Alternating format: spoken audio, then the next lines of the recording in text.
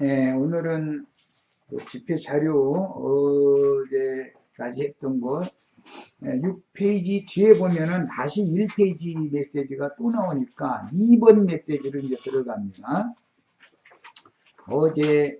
그런데 오늘 이제 우리 하진희 집사님이 처음 오셨는데 오늘 낮에 교대로 좀 나눠보니까 그 영혼이 매우 순수하고 깨끗한데 세상에서는 너무나 많은 고통, 아픔들을 많이 경험을 하시고 그랬는데 인생사는 다 그런 거예요.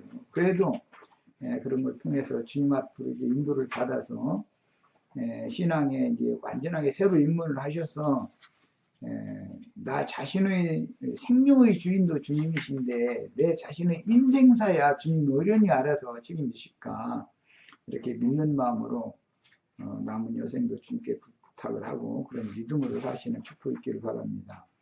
오늘 나누는 말씀은 사실은 이게 우리 하 집사님 아까 낮에 말씀을 같이 대화를 해보니까 지금 우리가 나누는 레벨을 그대로 하기는 좀 쉽지 않겠다는 생각이 들어요. 약간 다 쉽게 이해할 수 있는 범위 내에서 말씀을 나가도록 하겠습니다. 이걸 지체들이 다 서로가 양해하고 이렇게 들어주시길 바랍니다. 왜냐하면 애당초 그 초보적인 진리 지식들이 너무 하기는 그래. 세상 예배당에는 구속이라는 용어가 뭐고 구원이라는 용어가 뭐고 뭐 천국이라는 말고 하나님의 나라라는 용어가 뭔가 그 구분이 없어요. 뭘 모르는 걸 말하자면 수십 년을 신앙생활을 했는데 성경에 대해서 아는 지식들이 너무 없는 거죠. 그래서 이제 오늘은 조금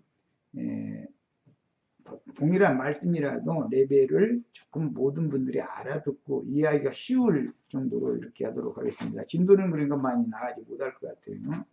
자, 오늘 나누고자 하는 말씀 자체는 본인의 성경책으로 있습니다. 마태복음 21장 6절부터 11절까지 말씀을 읽고 말씀을 나가는데 오늘은 복음 집회를 한다 이렇게 생각하시면 됩니다. 지금 우리가 나가던 말씀 레벨로 그대로 나가면은 오늘은 주님께서 합당하게 생각하시지 않는 것 같아요. 그래서 오늘은 복음 집회를 한다 이렇게 생각을 하시면 그리고 이제 말씀에 들어가도록 하겠습니다.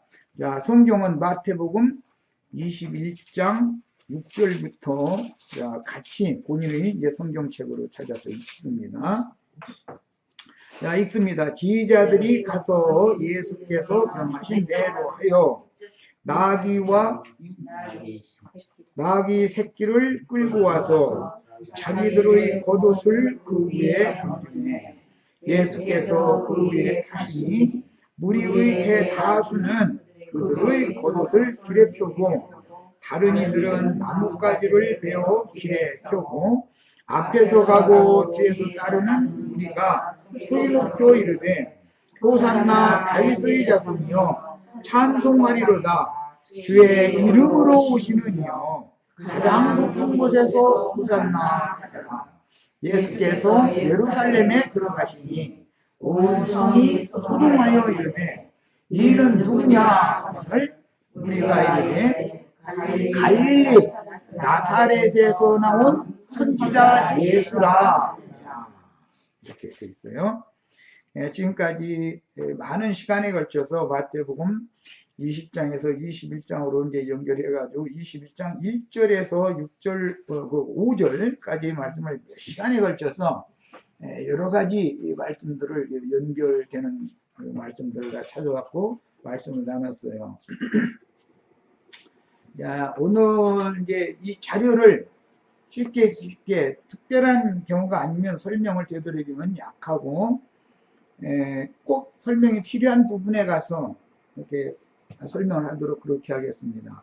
어제 말씀 나눴던 끝부분이 예수께서 그 위에 타시니 똑같은 그 끝부분이 같은 부분이었죠. 거기까지 읽고 마쳤죠. 그런데 오늘 자료에 그 부분을 수급해서 다시 해드린 거예요. 왜냐하면 그 말씀 나가는 연결을 끊쳐지면 안 되기 때문에 예를 돕기 위해서 이걸 해드린 거예요. 자, 같이 읽어보겠습니다. 자료 말씀입니다.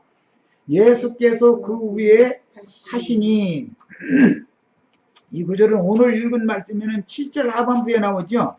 나귀와 나귀 새끼를 끌고 와서 자기들이 겉옷을 그 위에 얹음에 예수께서 그 위에 타시니, 그러니까 나귀와 나귀 새끼 위에 타셨다는 거예요. 지금 그 말이에요.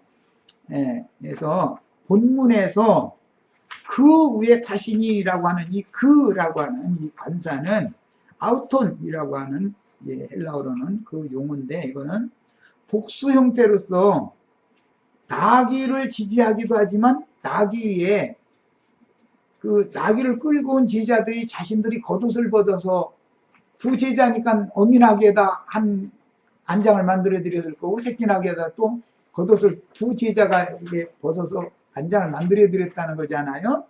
그래서 나귀를 지지하는 용법으로도 사용이 되고, 나귀 위에 얹혀진 옷을 지지하는 용법으로도, 이 아우톤이라고 하는 용어는 복수 형태로서 양면을 지지하는 그런 용법이다. 이걸 제가 이제 일부러 강조를 해놓은 거예요. 우리 지혜들은 뭐 헬라어 성경을 잘 안 읽고 그러기 때문에 그때 내 꼭 필요한 부분 이렇게 설명을 하는 거예요. 이것은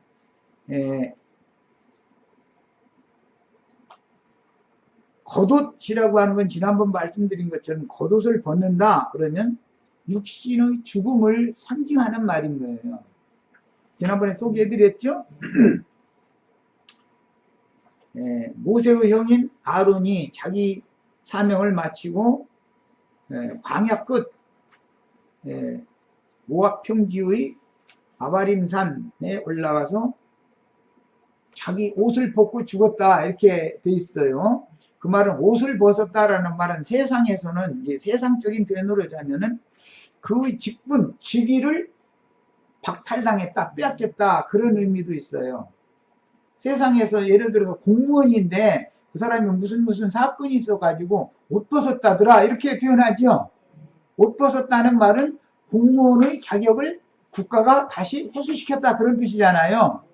그래서 이제 성경에서 이렇게 사람의 옷이라는 말은 이제 속옷도 있고 겉옷이 있는데, 속옷은 구원의 옷이다 그래요. 겉옷은 의의 옷이다 이렇게 불러요. 이제 그 문자적인 뜻이에요. 그건 이따 이사야서 61장을 읽을 거예요. 예.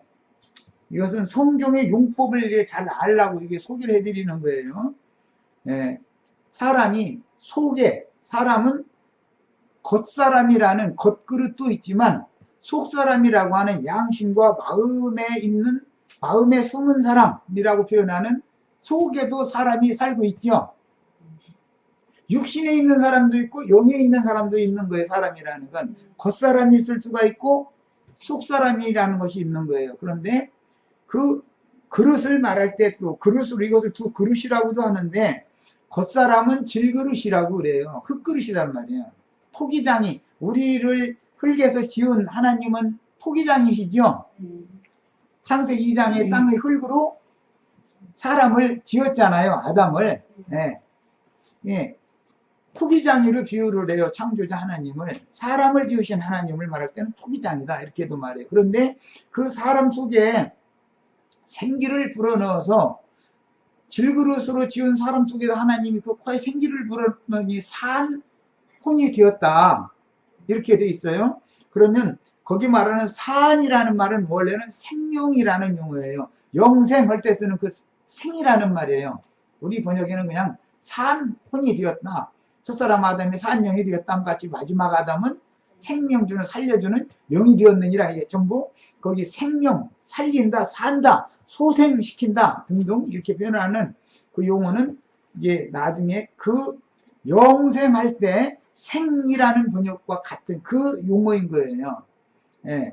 그래서 하나님이 이제 옛사람, 우리 천연적인 아버지의 씨가 때를 맞춰서 어머니의 모태로 옮겨져서 하나님이 잉태케 하심으로, 씨가 심어졌다고 해서 다 잉태되는 건 아니죠. 하나님이 잉태를 시켜주셔야만 잉태가 되는 거지, 태에 심어졌다 해서 다 잉태되는 건 아니거든요, 씨라는 게.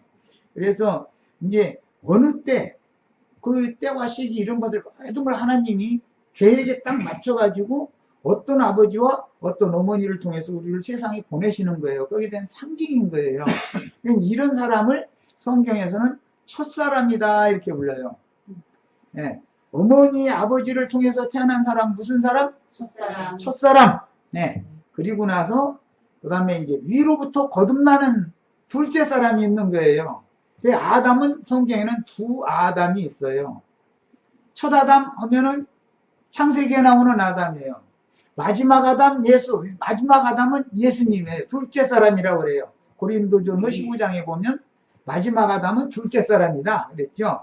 첫 아담은 첫 사람이죠. 첫 아담은 흙에서 났거니와 둘째 사람 마지막 아담은 위로부터 하늘로부터 났느니라 이렇게 돼 있어요. 그러니까 이제 부모의 그 육신의 부모님을 통해서 세상에 태어난 사람은 땅에서 난 사람이에요. 그래서 그 사람을 흙에서 취한 자다 이렇게 말해가지고 원문은 그 흙사람이라는 말이에요. 흙에서 취했으니까. 예. 그래서 우리의 껍데기는 흙그릇이다 이거예요. 흙그릇. 그런데 우리 속에 하나님이 호흡을 불어넣어가지고 그릇을 또 지어놨는데 이것이 마음이라고 하는 그릇이 있고 마음이라고 하는 그릇의 가장 중심 내면에는 양심이라고 하는 기능을 행하는 영이라고 하는 그릇이 있다는 거예요. 영. 그래서 사람은 자 이제 봅니다. 사람은 속에 영과 혼이 있고 껍데기에 몸이 있는 거예요. 자, 사람은 항상 무슨 구조로 되어 있다? 세 구조로 되어 있다. 이것은 예를 드는 거예요. 하나님의 집인 성전은 마당이 있어요. 마당은 육신의 몸을 말하는 거예요. 상징하는 거예요. 그 다음에는 성소라는 것이 있어요. 거기는 혼, 마음 그릇을 말하는 거예요. 마당을 지나면 성소로 들어가죠. 성소에서 둘째 휴장문을 지나면은 지성소로 들어가게 돼. 지성소. 거기는 사람의 영이란 말이에요. 상징하는 거예요. 그러니까 하나님은 사람을 창조하실 때 당신이 거할 집을 목적으로 사람을 지어놓은 거다라는 걸 이해를 하셔야 돼요. 아주 기본적인 거예요. 나라는 사람은 짐승과 달리 하나님이 거할 당신의 집으로 지어놓은 것이 목적이다. 이것을 아셔야 돼. 네. 그래서 껍데기 사람, 질그릇 사람 속에 돌그릇이다. 그래가지고 성경에는 이제 질그릇 얘기도 있지만 돌그릇 얘기가 나와요. 그 요한복음에 보면 사흘 되던 날 가나에 혼인잔치가 있었는데 그 혼인집 문 앞에 항아리에 물이 가득 6항아리에 물이 가득 들어있었죠. 그 6항아리가 재료가 뭐였죠? 돌 항아리잖아요. 돌 항아리. 질그릇이 아니라 흙으로 만든 흙으로 군 항아리가 아니라 돌 항아리였어요. 요한복음 2장 가서 보겠습니다. 뭐 오늘은 많이 나가는 것이 중요한 게 아니라 복음의 기초를 오늘은 이제 새로 우리 하집사님 오셨기 때문에 성경을 보는 아주 초보적인 그 토를 닦아드릴 필요가 있겠다 싶어서 아주 기초적인 얘기를 지금 하는 거예요. 자, 요한복음 2장이죠. 그 가나의 혼인잔치 얘기가 몇 장인가? 2장이죠. 네. 자, 거기 보면은 자, 이제 그 혼인잔치 얘기 6절 그럼 봅니다. 거기에 본인의 성경책을 읽는 거예요. 같이 읽습니다. 거기에 유대인의 정결 예식을 따라서 두세 통 드는 돌 항아리 6이 놓였는지라. 여긴 돌그릇이죠. 항아리는 항아리인데 질그릇 항아리가 보편적이잖아요. 토기장님 집에 가면 질그릇으로 항아리 만들잖아요. 그래야 거기다 김치도 담고 뭐 간장도 담고 된장도 담고 다 그 그릇이잖아요. 보편적으로는 질그릇인 거예요. 그런데 여기서는 무슨 항아리예요? 돌 항아리, 돌 그릇이에요. 항아리는 똑같은 항아리인데 돌로 만든 항아리예요. 이 돌 그릇 얘기가 나오면 하나님이 질그릇 속에 그 코에 생기를 불어서 산혼이 되게 하신 그릇을 말하는 거다. 속 사람을 말한다 이 말이야. 야, 질그릇은 무슨 사람? 겉사람, 흙사람이라고 그러는데, 예, 질그릇은 흙사람이니까 이것은 겉사람이다 그래요. 겉사람은 혈기와 육체의 각색 정욕들이 여기에서 집을 짓고 사는 거예요. 우리의 혈육의 몸, 아버지, 어머니를 통해서 세상에 우리가 육신으로 태어난 사람 속에는 혈기라는 것이 있어요. 혈기. 혈기 없는 사람 없죠? 피의 기운이 있다, 이거. 피의 기운이 있단 말이야. 그 다음에 이 육체 속에는 각색 정욕들이 있어요. 돈을 사랑하는 마음, 또는 게으른 사람은 잠자는 것을 그냥 수면욕이라고 그러죠. 그 다음에 무슨 성취욕도 있는 것이고, 여러 가지 욕망이라는 것이 있어요. 이 육체 속에는. 욕망이 한두 가지가 아니죠. 사람의 욕구가 없으면 이 세상에 못 살잖아요. 네. 그 다음에 식욕이라는 것도 있어요. 밥을 그냥 먹었는데, 그 정도 먹으면 됐는데도, 한 숟갈 더 먹는 그런 게 있죠. 그 식욕 때문에 그런 거잖아요. 입이 당겨서 그런다 이렇게 말하지만 어쨌든 그게 다 육체의 욕구다 이거예요. 이제 이런 혈기와 육체의 욕구 전체를 일러서 성경에서는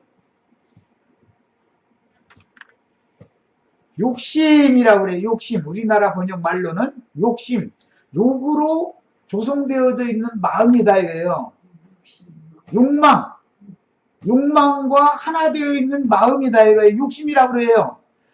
이 욕심이 잉태하면 뭐를 낳고? 욕심이 잉태하면 죄를 낳고, 사람이 죄인이다, 죄졌다. 이게 무슨 말이에요, 그러면? 욕심이 나를 부추겨서 범죄하게 한 거죠. 그러니까 혈기와 각색 정욕이라는 것이 없으면 범죄가 있을 수가 있어요, 없어요? 자, 겉사람이라고 하는 이 육신이 없으면 범죄가 있을 수가 있어요, 없어요? 이해되셔요? 네. 첫사람은 다 욕심이 그 사람을 지배하게 돼 있다 이거예요. 그런데 그 욕심을 인간의 중심에 있는 영의 중심 기능인 양심이 욕심을 싸워서 이게 힘이 있어야 되는 건데, 생명의 능력으로 죄의 법을 생명의 성령의 법이 이길 수가 있어야 하나님이 사람을 만든 본래의 의도가 이루어질 수가 있는 건데 그 말이에요. 그런데 자연인은 아버지의 씨를 받은 어머니가 나를 잉태하고 해산시켜줘가지고 세상에 온 자연인의 양심은 육체 속에 각색 죄들이 왕노릇하고 있기 때문에 양심이, 인간의 생명의 중심인 양심이 이 죄의 법을 절대로 이기지를 못한다 이거예요. 자연인은 말 이해가 되세요? 내가 이러면 안 되지 그래도 그건 마음뿐이고, 그건 마음의 법이죠. 모든 사람은 마음의 법으로는 하나님의 법을 지키기를 원해요. 왜? 양심이 너는 그러면 안 된다 자꾸 지시를 해주니까. 그런데 실제로는 남의 물건을 쳐다보면 안 되는데 막 가슴이 막 떨리고, 그런데 손은 거기 가. 여기서는 막 덜덜덜덜덜 해가면서, 예, 손은 그쪽으로 가. 그런데 이 손을 자를 수도 없고 못 당하죠. 사실은 이 손이 여기 가지 못하도록 양심 이것을 제어할 수 있어야 되지 않냐 이 말. 정상적인 사람이면. 그런데 그게 안 된다 이거예요. 그럼 그 원인이 뭐냐 이 말이에요. 왜 안 되느냐 이거예요. 여기에 생명력이 없어서 죽은 자이기 때문에, 생명력이 양심에 생명력이 들어있지 않기 때문에, 죽은 양심이기 때문에 죄의 법을 이겨낼 힘이 없는 거예요. 이해되세요? 네. 우리 다 경험으로도 다 이해가 되죠? 난 이제 성경의 기초를 얘기를 하는 거예요 지금. 그래서 사람의 껍데기 그릇 속에 돌그릇을 또 지어 놓으신 목적은, 이 돌이 죽은 돌이기 때문에, 영이라고 하는 것은 이제 돌이라고 그러는데, 사람의 힘, 영을 돌이라고 그러는데, 어제 전에 그 얘기했죠? 사람의, 하나님의 말씀 모세가 돌판에다가 새겨줬잖아요. 두 돌판에다 십계명 새겨줬죠? 돌판이라는 것은 사람을 말한다. 어제 내가 얘기했죠? 양심과 마음의 생각을 말한다. 또 어제 그 얘기했어요. 두 돌판이다 이게. 그런데 신약 성경은 뭐라고 돼 있죠? 신비에다가 새긴다. 이렇게 설명이 됐죠? 성령의 말씀으로 신비에다가 새길 것에 대한 모형이다 이게. 구약 성경은 전부 모세에 관련된 모든 얘기는 모형이죠. 그러니까 밖에 있는 돌판 깎아가지고 거의 다 십계명 새겼던 것은 신약에 와서 구속을 이루신 예수 그리스도의 성령께서 형제 자매님들의 영과 마음에 들어오셔서 그분의 새법을 새겨주실 것에 대한 모형이었다, 그런 말이에요. 성령께서 오셔서 사람의 이 심령을 먼저 살려야 되는데 이것 보고 거듭나게 한다 그래요. 거듭나게 한다. 그러니까 죽은 돌이 산 돌이 돼야 되겠죠. 성경에는 산 돌 얘기가 나와요. 돌을 살리는 하나님이에요. 살리는 것은 영이니 육은 무익하니라. 야, 뭘 살린다고요? 예수님이 오신 목적은 뭘 살리러 온 거예요? 영을 살리러 오신 거예요. 영을 살리는데 이것은 구약 성경의 율법이 기록된 건 죽은 돌이다 이거예요. 생명력이 없는 돌이다 이거예요. 양심에 생명력이 없었기 때문에 마음의 욕심을 제어하지를 못한다 이거예요. 마음의 생각을, 육신의 생각을 제어를 해야 되는데 살아있는 양심이 이게 제어를 능히 가능한 건데 이 양심이 죽은 돌이기 때문에 능력이 없는 거예요. 그래서 손은 그쪽으로 가는 거예요. 여기서는 떨리고. 이해되시죠? 그래서 이 돌을 생명을 주러 오시는 거예요. 그런데 원래 큰 산 반석, 살아있는 돌의 원천은 누구다? 반석은 예수님을 상징하는 말이다 이거예요. 반석이라는 건 큰 돌이다 그 말이에요. 네. 왜 석술쟁이들 막 돌 떠가지고 뭐 이렇게 하잖아요. 그 큰 돌은 예수님이에요. 그 예수님의 영과 사람의 영이 하나가 되면, 이게 이제 신약의 용어로는 주와 합하여 한 영이 되면 그 사람은 살아난 사람이다. 산돌이 되는 것이다. 그 말이야. 자, 이제 베드로전서 2장 가서 읽어보겠습니다. 지금 돌멩이 살려놓는 얘기하고 있어요. 네. 베드로전서 2장 가서 보겠습니다.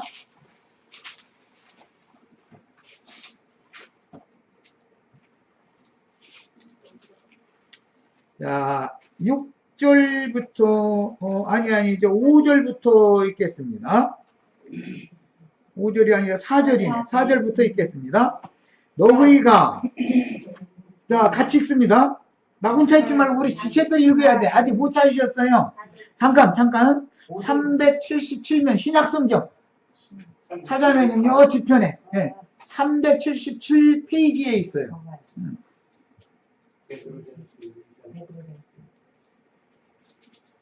377페이지. 시간이 좀 오래 걸려도 조금 인내를 좀 가지셔야 돼.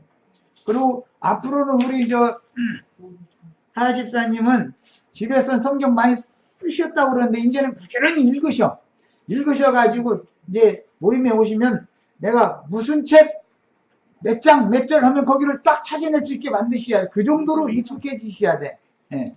꼭 그렇게 되시길 바래요. 하루아침에 안 되지만 부지런히 성경 읽으셔야 돼. 네. 자, 이제 4절부터 읽습니다. 사람에게는 버림받았으나 하나님께는 택하심을 입은 보배로운 산돌이신 예수. 자, 예수님은 무슨 돌이라고요? 보배로운 산돌이에요? 살아있는 돌인데 보석돌이다 이거. 보석돌. 어제 저녁 마지막에 내가 하나님이 우리를 구속하셔서 교회 생활을 하게 하시는 목적은 흙집을 벗을 때 속에 새로 지어주신 보석집을 각자 자기 영원히 구할 보석집을 지어가지고 자기 영원히 살 집 짓는 것이 이 생에 교회 생활을 하는 것이다. 여기까지 해서 말씀 마쳤죠?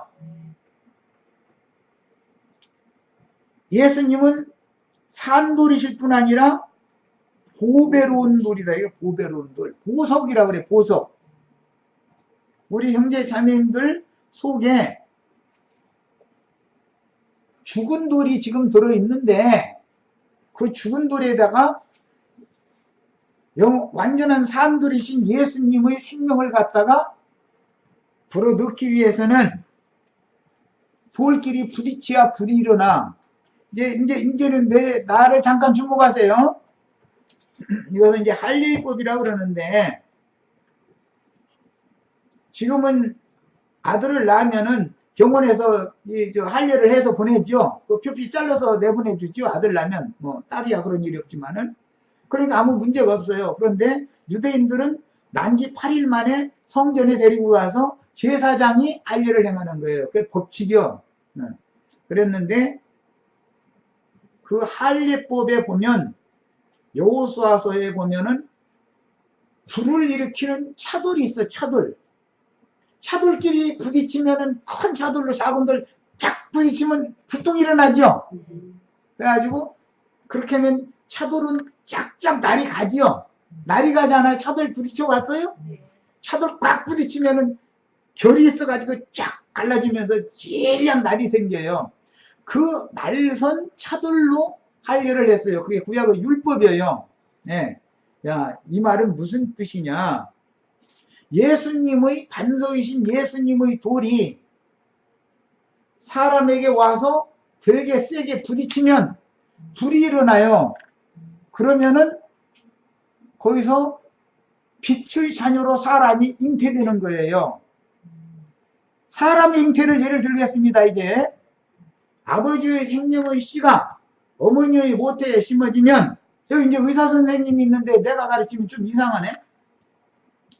모태에 심어지면 열과 수분과 영양분과 모든 것이 바란스가 딱 맞아야 되는 거예요. 그렇지 않으면 절대 씨를 심는다 해서 무조건 잉태되는 게 아니에요.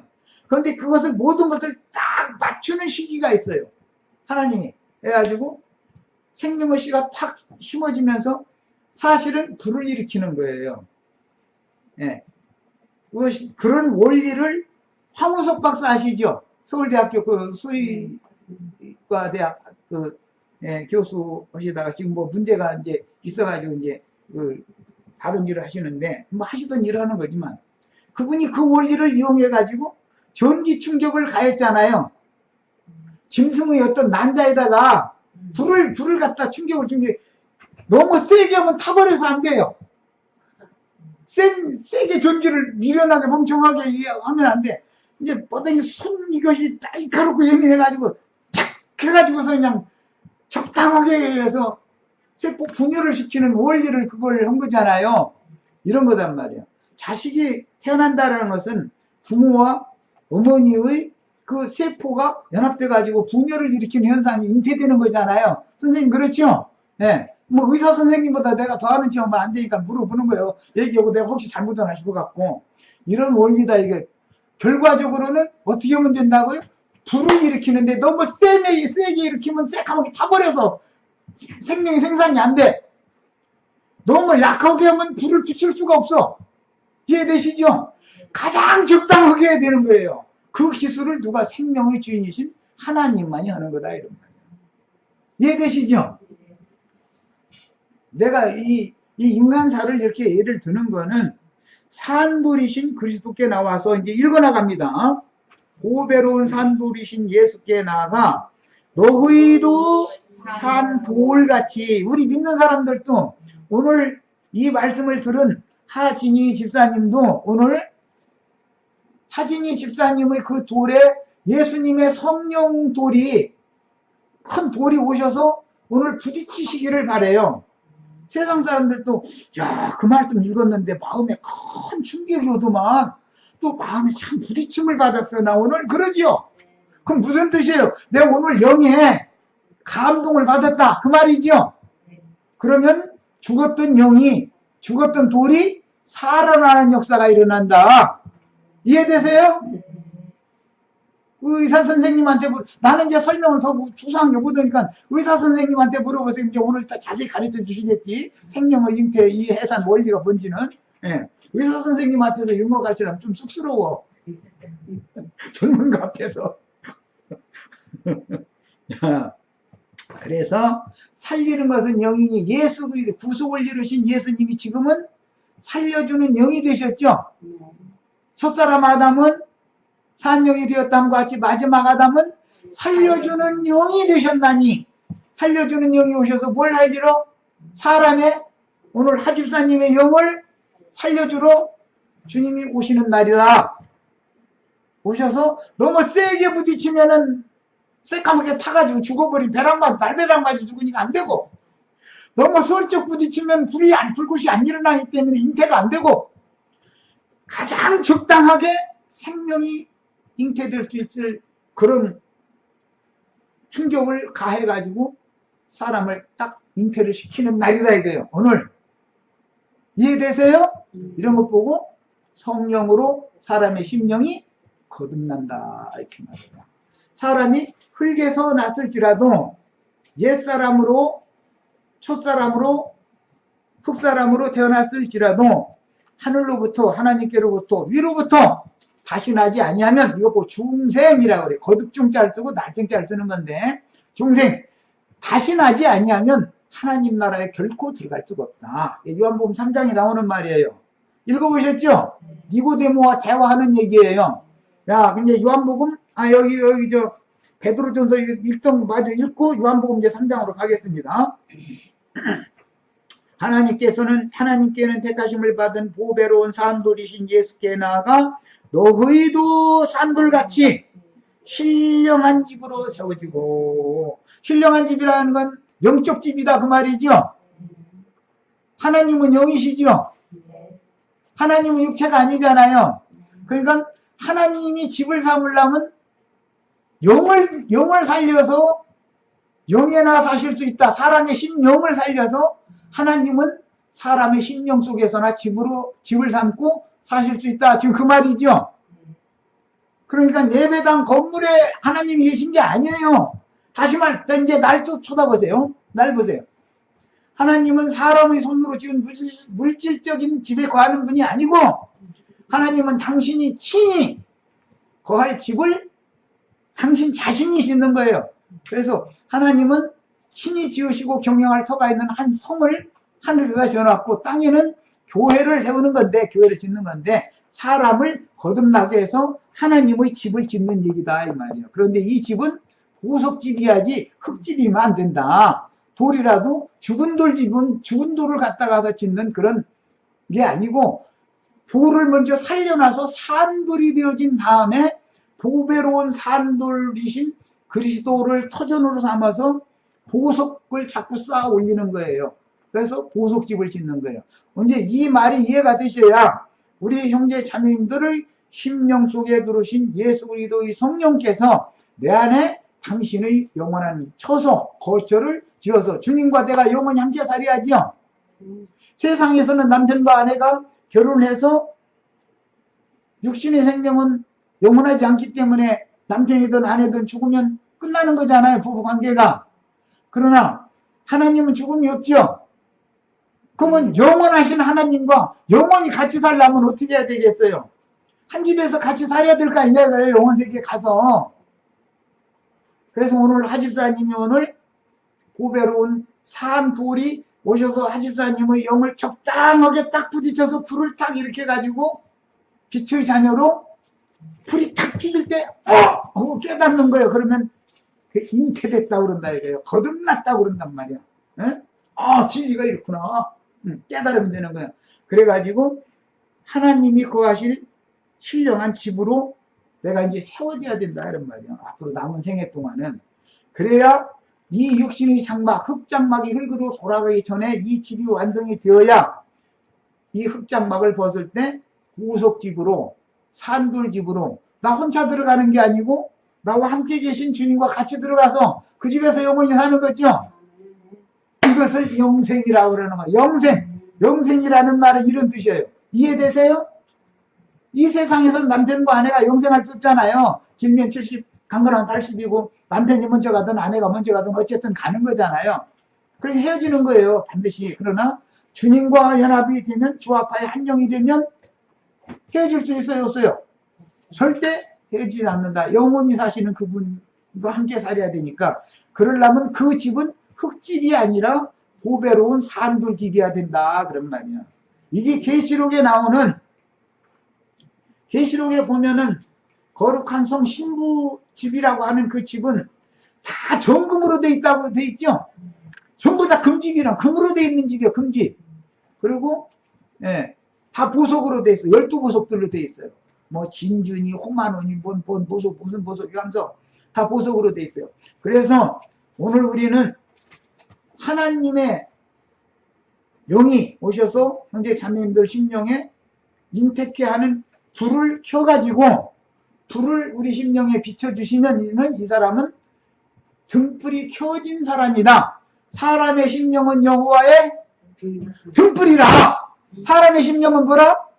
여호와의 등불이라. 오늘 하집사님의 심령 속에 하나님이 오셔서 돌길이 탁 부딪혀가지고 불을 심지에다가 딱 붙여줘가지고 꺼지지 않게 해주시기를 바랍니다. 이해되시죠? 이걸 복음이라고 그러는 거예요. 이런 말을 들려주면 처음 듣는 말이지만 우선 뭐 이단 아니야 이러실 것이 아니고 유심히 생각해 보란 말이에요. 나는 성경에 없는 얘기를 하는 사람이 아니라 다 성경에 있는 말만 가지고 하는 거예요. 자, 이제 요한복음 3장으로 가겠습니다.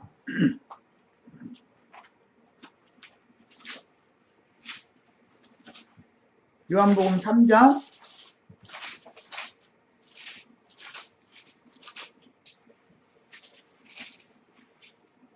자, 1절부터 8절까지 아니다. 아예 저기까지 있겠습니다. 13절까지 있겠습니다. 1절부터 13절까지 쭉 그 문맥을 전체를 흘러가는 문맥을 이해를 하셔야 되겠다 싶어요. 자, 그런데 바리새인 중에 니고데모라 하는 사람이 있으니 유대인의 지도자라. 그가 밤에 예수께 와서 이르되 라피어 우리가 당신은 하나님께로부터 오신 선생인 줄을 아나이다. 하나님이 함께 하시지 아니하시면 당신이 행하시는 이 표적을 아무도 할 수 없음이니이다. 예수께서 대답하여 이르시되 진실로 진실로 네게 이르노니 사람이 거듭나지 아니하면 일이 있고 나나지에 보면 뭐라고 돼 있어요? 또는 위에서 나지 아니하면 이란 말이에요. 자, 첫 아담은 아래에서 났지요? 흙에서 났잖아요. 아래 땅에서 났잖아요. 그래서 너희는 아래에서 났으나 나는 위에서 났다. 예수님 자꾸 그 얘기를 한 거예요. 그게 무슨 말인지 알아야 돼요. 응? 자, 거듭난다라는 것은 무슨 뜻이라고요? 위로부터 난다. 위에 계신 분, 위라는 말은 하나님을 일컫는 말이다. 성경에서는 하늘이죠, 하늘. 셈족은 하늘과 하나님을 동격으로 봐요. 네. 하늘을 두려워해라. 그 말은 하나님을 두려워해라 라는 말로 이해를 하는 거예요. 그 셈족의 어느 관습이에요. 네. 그리고 하늘을 거스리는 자, 즉 역천자는 망한다. 이런 말이 있죠. 하늘을 거스르면 망한다 그러잖아요. 그것은 하나님을 대적하면, 하나님을 거스르면 인생은 망한다. 지금 그 말을 하는 거예요. 그게 하늘과 하나님은 동격이다. 셈족의 언어에서는 위라는 말은 가장 높은 곳에 계신 분은 하나님 한 분밖에 없어요. 이해되시죠? 네. 성경의 언어 용법이에요. 야, 이게 거듭난다라는 말은 위로부터 난다라는 말도 되는 거예요. 그래서 거듭나지 않으면 하나님의 나라를 볼 수 없느니라. 니고데모가 이르되 사람이 늙으면 어떻게 날 수 있사옵나이까. 그렇게 이제 육신의 생각대로 하자면 위로부터 또 나야 된다 그러니까, 거듭나야 된다 그러니까, 아니 내가 일단 어머니 뱃속에서 나왔는데 또 어머니 뱃속에 늙어가지고 또 들어갔다 나올 수는 없지 않냐, 지금 이 생각 그런 거 아니에요. 그러니까 두 번째 못해 들어갔다가 날 수 있사옵나이까 이랬단 말이요. 내 어머니는 뭐 이 사람 어머니가 지금 늙어서 경수가 끊어졌으면 마른 막대기 됐죠. 한국말로는 등컬이라고 해요. 등컬이라는 말 들어보셨어요? 뭔 소리인지 모르시는구나. 등컬이라는 것은 나무를 통째로 베버려가지고 몇 년 지나면 폭 썩어요. 그 거름기가 되는 상태에 있는 거, 그런 거 보고 이렇게, 그때는 여기 꼭대기로 갔다가 이렇게 콕 찍어서 이렇게 흙을 잡아다니면 쏙 빠져나와요. 그런데 벤지 얼마 안 된 것은 땅 주위를 다 파고서 해야지. 뿌리가 깊이 있어서 아직은 그 나무를 잘라냈을지라도 뿌리가 완전히 죽은 상태가 아니기 때문에 쉽게 뽑아지지 않는 거예요. 그래서 이제 뿌리까지 완전히 말랐을 때는 등컬이라고 그러죠. 한국말로는 등컬이라고 그러죠. 그런데 이제 이 말씀도 이제 다음에 이제 나와요. 그 예수님이 무화과나무를 저주를 했는데 어디로부터 말렸다? 뿌리로부터 말렸다. 그 뿌리라는 걸 등컬이라고 그래. 한국말은 그러죠. 그냥 뿌리란 말이야. 야, 우리의 뿌리는 인간 나라에서 우리 뿌리는 우리 할아버지, 고조할아버지가 우리 뿌리죠. 그 다음에 내 외할머니, 또 외할머니의 또 외할머니, 우리 인생의 뿌리죠. 그 두 계보를 통해서 나라는 존재가 온 거 아니에요. 뿌리라는 말은 원 조상이다 그 말이란 말이에요. 이해되시죠? 네. 그러니까 뿌리라는 말과 하나님이라는 말은 또 동격이겠죠. 근원자라는 말이니까 생명의 근원자. 네. 뿌리를 찾아서 이런 말 하면은 내 조상을 찾아서라는 말인 거예요, 사실은. 이해되시죠? 야, 두 번째 모태에 들어갔다가 날 수 있사옵나이까? 예수께서 대답하시되 진실로 너희에게 이르노니 사람이 물과 성령으로 나지 아니하면 하나님 나라에 들어갈 수 없느니라 그랬어요. 이 물로 나는 얘기는 요한은 뭘로 세례를 했다? 물로 세례 줬죠? 물로 세례를 줬어요. 내 뒤에 오시는 이는 나보다 능력이 많아서 무엇과 무엇으로 세례를 할 것이다? 불과 성령으로 세례를 할 것이다. 오늘날 지금까지는 불 켜는 얘기를 우선 하는 거예요.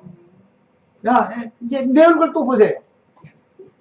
아버지 생명의 씨가 어머니의 모태 적당한 때에 옮겨졌으면 하나님이 여기에 태의 열매를 주시겠다 작정하면 적당한 온도의 불을 탁 킨단 말이에요.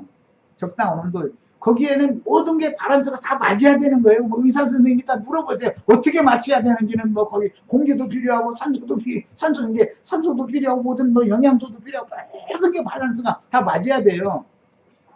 그때 불을 탁 일으킨단 말이에요. 그러면은 생명이 세포 분열이 탁 일어난단 말이에요. 생명 잉태가 된다 그런 말이에요. 야, 그런데 지금까지는 불 얘기만 했는데 불과 성령은 똑같은 동의 개념이다. 불과 성령으로 난다라고 말을 해도 사실은 불로 나는 것 따로 성령으로 나는 것이 따로가 아니고 불로 나는 것은 다시 다른 표현으로는 성령으로 나의 영이 나는 거다. 이런 말. 불로 나면 빛의 자녀가 된다는 뜻과 해당이 되는 것이고 등불이 켜졌다. 이거 등불이. 다윗은 이스라엘이 등불이죠. 다윗의 자손에게 그 등불을 주셔가지고 꺼지지 않게 해준다고 그러셨죠. 그럼 무슨 뜻이요? 영적 죽음이 다시는 없게 해준다 그 말이란 말이야. 영으로는 죽지 않게 만들어준다. 등불이 꺼지지 않는다는 말은 무슨 뜻이라고요? 영적으로는 죽지 않게 만든다. 영으로 거듭났을지라도 불이 꺼질 수가 있죠. 열 처녀가 신랑을 기다리고 있는데 5 처녀는 등에 불이 켜있고 뿐만 아니라 그릇에 기름을 가지고 있었어요. 불이 꺼지려고 그러면 기름을 보충하면 불이 다시 기름 빨아 올리면 불이 안 꺼지잖아요.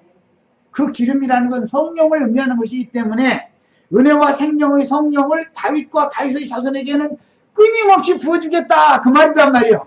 이해되세요? 이스라엘 사람이라 해서 다 똑같이 그 약속을 받은 게 아니고 혹시 오늘 나도간 형제를 만나는 우리 형제 자매님들에게 이런 축복의 약속이 주어지고 있는지 아니라고 장담할 사람은 누가 있어? 이해되세요? 좀 어렵죠? 어렵기는. 나도간 형제를 보내서 다윗에게 약속한 그 약속을 오늘 우리들에게 말씀을 통해서 실현하고 있는지 아닌지 누가 그것을 함부로 판단할 수 있겠냔 말이야. 어? 누구에게는 성령으로 오셔서 심령을 살려놓고 불을 켜놓고 나서 성령의 기름을 끊임없이 공급을 해줘서 불이 안 꺼지게 만들어 주시지만 누구는 불이 꺼질 수도 있다. 천국 혼인에 들어가지 못한 5 처녀도 그때 당시는 등에 불이 켜 있었죠. 그런데 기름에 그릇에 등이라는 건 사람의 영을 말한다. 아까 말씀드렸어요. 사람 심령은 여호와의 등이기 때문에 사람의 심령에 하나님께서 오셔서 불을 그어대가지고 불을 켜줬는데 마음이라고 하는 이 그릇에 여분의 성령의 기름이 여분으로 남아있지 않았기 때문에 기름이 없었다 이거예요. 그러면 불 꺼지고 마는 거죠. 옛날에 호롱불 켜보셨죠? 이해되세요? 전기불만 켜던 사람이 이해를 못할 거지만 그때 당시는 이런 불을 켰기 때문에 기름으로 해서 불 붙이는 심지해가지고 불 켜는 이런 시대였기 때문에 비유가 그렇게 나온 거예요. 영이 거듭났을지라도 마음에 성령의 은혜의 성령, 생명의 성령, 진리의 성령이 끊임없이 공급되지 않으면 불이 꺼질 수가 있다 이거예요. 영적으로 죽어버릴 수 있다 이 말이요. 이해되세요? 네. 거듭난 것만 자랑해도 안 되는 거죠. 그러니까 불이 계속 밝게 빛날 수 있도록 기름 공급이 계속 되어져야 되는 거죠. 네. 그래서 하나님은 성령이기 때문에 성령은 사람의 영과만 교통을 할 수 있어요. 그게 영과 하나님의 성령과 인간의 영 사이를 공급 연락해 주는 것이 예수님의 심지로 상징되는 예수 그리스도다 그 말이에요. 예수님이 우리의 생명줄이죠. 심지로 상징이 돼요. 심지 생명줄이다. 그래서 예수를 붙잡아야 된다라는 말은 심지를 놓치면 안 된다 이거 심지. 그게 내 생명줄이니까 나의 심령과 하나님의 성령 사이를 예수님이 중간에 심지 노릇을 해줘가지고 심지가 아무리 있어도 기름이 끝나면 심지도 위에서 바짝 새까맣게 타고 불이 탁 꺼져버리죠. 아무리 예수님이 생명의 능력을 가진 분이라 할지라도 성령의 공급이 끊임없어야 되기 때문에 신약 성경에 보면 너희 온 영과 혼과 몸이 주 예수의 날까지 거룩함에 흠이 없도록 보존되기를 바라노라 이렇게 하신 다음에 예수 그리스도의 은혜와 하나님의 사랑과 성령의 무엇이? 교통하시니 교통이라는 게 뭐예요? 기름 공급이 그 말이잖아. 성령의 교통이 있어야 성령과 내가 교류를 나눠야 그러면 기름이 계속 부어져야 그 말이잖아. 아내가 결혼을 했어. 그런데 이제 얘가 그 사울의 딸이었던 미갈이라는 다윗의 아내가 있어요. 다른 사람한테 갔다가 다윗이 내 아내니까 돌려보내라 해서 다윗에게 돌아왔어요. 다윗이 궤를 옮기는데 창문으로 내려다보고 그게 황후의 지에 있던 여자예요. 그런데 왕이 70머리였으면 이러쿵저러쿵 해갔는데 비방을 했어요. 그러니까 너는 내 계집이기 때문에 내가 너한테 이러쿵저러쿵 하는 소리 들을 일이 없고 난 하나님 앞에서 지금 하는 일이니까 내가 하는 일에 대해서 비판하지 말으라는 게 엄한 말을 했어요. 그런데도 우리 충청도 말로는 악말 그렸어. 뭔 말인지 아시죠? 아내는 남편이 진리의 말씀을 가지고 진리를 따라서 한번 딱 엄하게 명령하면 다소곳이 지금은 끌어올릴지라도 이게 숙이고 있어야죠. 나중에 또 따질지라도. 그런데 그때 막 덤비면 어떻게 해요? 그 다음부터는 미갈의 방에는 안 들어갔다는 거예요. 그래서 죽는 날까지 생과 부로 지냈다 그랬어요. 그 말은 무슨 뜻이에요? 기름 공급이 없었다 말이야. 남편과 생명연합을 해야 기름 부음이 있죠. 이런 것까지 설명 안 해도 뭔 말인지 다 아시겠죠? 남편과 생명연합을 맺으면 당연히 기름은 남편에게서 나오는 거예요. 기름 부음을 받는 거예요. 기름 부음이 있어야 부부단 말이야. 기름 부음이 없으면 그럼 부부도 아닌 거예요. 그래서 그게 예표예요. 황혼대도 다윗이 미갈의 방에는 그 다음부터는 안 갔다. 불순종하는 여자에게 내리는 징벌인 거예요. 이 말은 무엇을 의미하냐? 하나님의 성령은 성도들이 진리와 생명의 성령의 은혜에 대해서 불순종하고 거역하면, 하나님께 대해서 거역하면 하나님의 은혜가 소멸되는 것이다라는 걸 보여주는 그림이다 이 말이야. 세상에서 남편과 아내의 관계도 이런 걸 생각해서 우리 자매님들은 조심하셔야 돼. 남편한테 함부로 덤비면 안 돼. 세상사 같으면 어쩔지 모르지만 영의 일에 관해서는 하나님을 섬기는 문제에 있어서는 남편에게 복종을 해야 된단 말이야. 이런 걸 배워야 돼. 인간사에서도 똑같이 적용을 하는 거예요. 영의 일에서도 사람이 한번 우리가 구원을 얻은 것은 은혜로 주시는 믿음 때문에 구원받았죠. 우리가 구원받은 건 은혜로 받은 것이지 내가 뭘 막 선한 일 하나님 앞에 한 것 때문에 받은 게 아니잖아요. 그러나 은혜의 성령을 소멸할 수가 있다 이 말이에요. 은혜의 성령을 소멸하지 말라 이 말씀이 왜 나와요? 사람은 은혜의 성령을 소멸할 수 있다. 왜? 불순종하고 거역합니다. 하나님 앞에 순종을 하지 않으려고 그러면 하나님이 기름이 딱 끊어진다 이거예요. 그러면 미갈의 방에는 안 가는 거예요. 무슨 말인지 이해되시죠 이제? 성령의 교통은 세상 끝날까지 계속해야 되는 거예요. 뿐만 아니라 영원히 하나님과 나의 영은 교통을 계속해야 부부관계가 유지되는 거죠. 이것을 영생이라고 그런다. 이제 조금 더 나아가면 그 이상한 말까지 해야 되기 때문에 이제 이 정도 하겠습니다. 세상에서 육신의 부부가 가장 행복할 때, 생명의 나를 맺을 때 가장 행복할 때 그 관계가 인간사에서는 순간순간이지만 그 관계가 그게 파라다이스라는 게 영원 세계, 영원히 극락의 하나님의 세계, 그 세계로 가는 것을 표상으로 보여주는 거예요. 이제 이 정도만 하겠습니다. 이거 거듭남이라고 하는 거, 그 다음에 주님과 내가 생명의 관계를 맺어서 연합을 해서 내가 하나님 앞에 가는 통로가 예수님이 되어주셔야 된다는 거. 그 통로라는 건 생명줄인데 그것이 은혜의 성령을 통해서 공급이 와야 생명줄도 역사가 될 수 있는 것이나 그렇지 않으면 생명줄도 단절될 수 있다. 하나님과 나 사이의 생명이 단절될 수가 있다. 성령 공급이 없으면 끝나는 거다. 즉 은혜를 소멸하면 사람은 아무리 거듭났어도 소용없는 짓이다. 교만한 영에게는 하나님은 머리 잡고 부딪히시기 때문에 그래요. 야 이제 뭔 얘기하다 설명이 이렇게 또 이제 이제 시간이 너무 많이 돼서 시간 많은 대로